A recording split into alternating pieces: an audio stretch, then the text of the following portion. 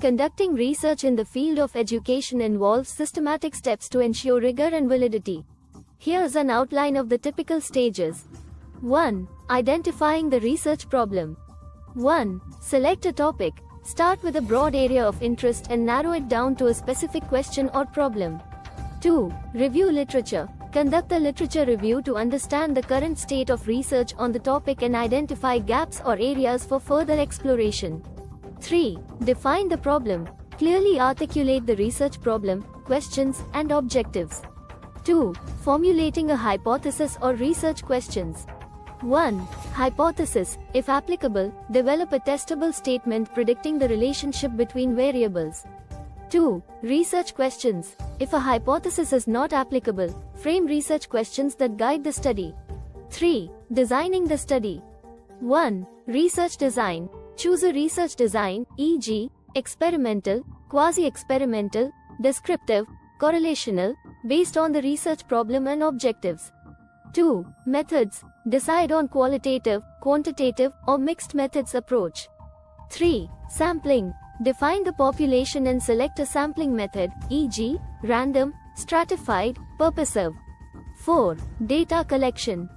1. Instruments. Develop or select instruments for data collection, e.g., surveys, interviews, observation protocols. 2. Pilot testing. Conduct a pilot study to test the instruments and procedures. 3. Collect data. Implement the data collection process, ensuring ethical considerations such as informed consent and confidentiality. 5. Data analysis.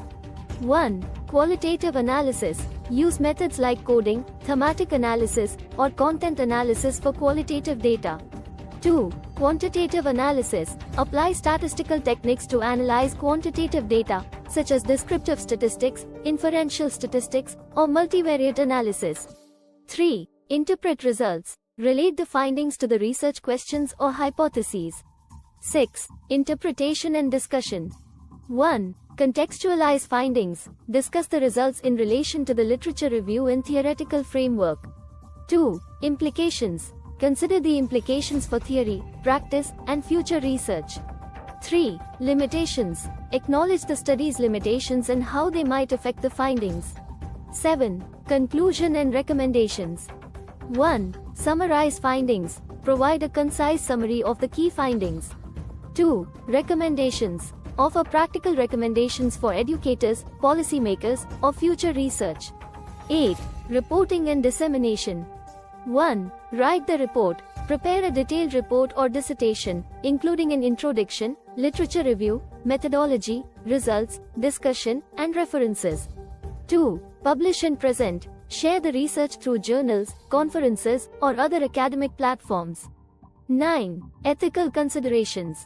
1. Throughout the research process, adhere to ethical standards, including obtaining ethical approval from relevant bodies, ensuring participant confidentiality, and maintaining transparency and integrity.